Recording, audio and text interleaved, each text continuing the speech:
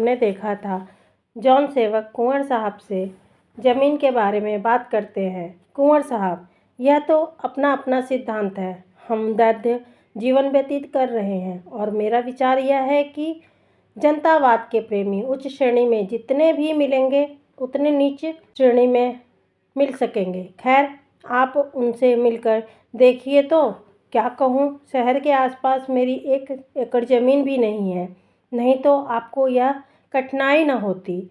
मेरे योग्य और जो काम हो उनके लिए हाजिर हूँ। जॉन सेवक, जी नहीं, मैं आपको और कष्ट देना नहीं चाहता। मैं स्वयं उनसे मिलकर तय कर लूँगा। कुंवर साहब, अभी तो मिस सोफिया पूर्ण स्वस्थ होने तक यहीं रहेंगी ना?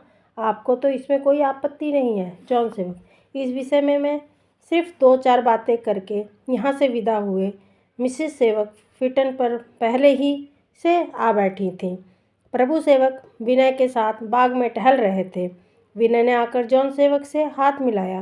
प्रभु सेवक उनके कल फिर मिलेंगे का वादा करके पिता के साथ चले। रास्ते में बातें होने लगी। जॉन सेवक, आज एक मुलाकात में जितना काम हुआ उतना महीनों की दौड़ धूप में भी न हुआ होता। कुंवर साहब बड़े सज्जन आदमी हैं। 50,000 के हिस्से ले लिए। ऐसे ही 2-4 भले आदमी और मिल जाएं तो बेड़ा पार है। प्रभु सेवक, इस घर के सभी प्राणी दया और धर्म के पुतले हैं। विनय सिंह जैसा वाक मर्मज्ञ नहीं देखा।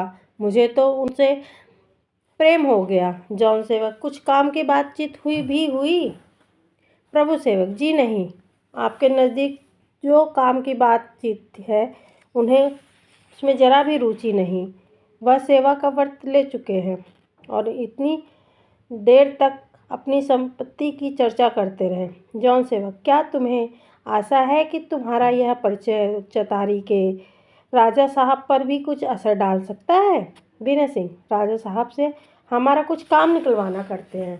प्रभु सेवक, उनसे कहें कौन, मुझ में तो इतनी हिम्मत नहीं। उन्हें आप स्वेदानुरागी सन्यासी समझिए।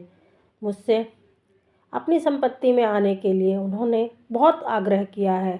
जॉन सेवक शरीक हो गए ना? प्रभु सेवक, जी नहीं, क्या आया हूँ सोचकर उत्तर दूंगा। बिना सोचे समझे इतना कठिन व्रत क्यों कर धारण कर लेता। जॉन सेवक, मगर सोचने समझने में महीनों न लगा देना। 2-4 दिन में आकर नाम लिखा लेना। उनसे कुछ काम की बातें करने का अधिकार हो जाएगा। तुम्हारी रानी जी से कैसी निभी? मिसेस सेवक, मुझे तो उनसे घृणा हो गई। मैंने किसी से इतना घमंड नहीं देखा। प्रभु सेवक, मामा, आप उनके साथ घोर अन्याय कर रही हैं। मिसेस सेवक, तुम्हारे लिए देवी होंगी, मेरे लिए तो कुछ नहीं है। जॉन सेवक, यह तो मैं पहले ही समझ गया था कि तुम्हारी उनसे न पटेगी। काम की बातें न तुम्हें आती हैं न उन्हें। तुम्हारा काम तो दूसरों में ऐब निकालना है। सोफ़ी को क्यों नहीं लाई? मिसेस सेवक, वह आए भी तो या जबरन घसीट लाती। जॉन सेवक, आई नहीं या रानी ने आने नहीं दिया? प्रभु सेवक, वह तो आने को तैयार थी, किंतु इसी शर्त पर कि मुझ कोई धार्मिक अत्याचार न किया जाए। जॉन सेवक, इन्हें यह शर्त क्यों मंजूर होने लगी? मिसेस सेवक, हाँ, यह शर्त पर मैं उसे नहीं ला सकती। वह मेरे घर रहेगी तो मेरी बात माननी पड़ेगी। जॉन सेवक, तुम दोनों में एक भी बुद्धि से सरोकार नहीं। तुम सीढ़ी हो, वह जिद्दी है। उन्हें मना कर जल्दी लाना चाहिए। प्रभु सेवक, अगर मामा अपनी बात पर अड़ी रहेंगी तो शायद वह फिर न घर आए। जॉन सेवक, आखिर जाएगी कहाँ? प्रभु सेवक, उसे कहीं जाने की ज़रूरत ही नहीं। रानी उस पर जान देती हैं। जॉन सेवक, यह बेल मुंडे चढ़ने की नहीं है। 2 में से एक को दबना पड़ेगा।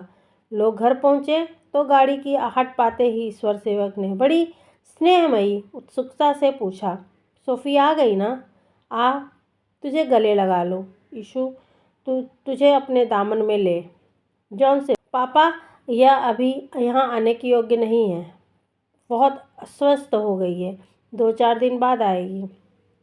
ईश्वर सेवक, गजब खुदा का, उसकी यह दशा है और तुम सब उसे उसी हाल पर छोड़ आए। क्या तुम लोगों में जरा से भी अपनापन का विचार नहीं रहा? बिल्कुल खून सफ़ेद हो गया। मिसेस सेवक, आप जाकर उसकी खुशामद कीजिएगा तो आएगी। मेरे कहने से तो नहीं आई, बच्ची तो नहीं कि गोद में उठा लाती। जॉन सेवक, पापा वहाँ बहुत आराम से है। राजा और रानी दोनों ही उसके साथ प्रेम करते हैं। सच पूछिए तो रानी ही ने उसे नहीं छोड़ा। स्वर सेवक, कुंवर साहब ने कुछ काम की बातचीत हुई? जॉन सेवक, जी हाँ, मुबारक हो, 50,000 की गोटी हाथ लगी। ईश्वर सेवक, शुक्र है ईश्वर, मुझ पर अपना साया कर। यह कहकर वह फिर आराम कुर्सी पर बैठ गए।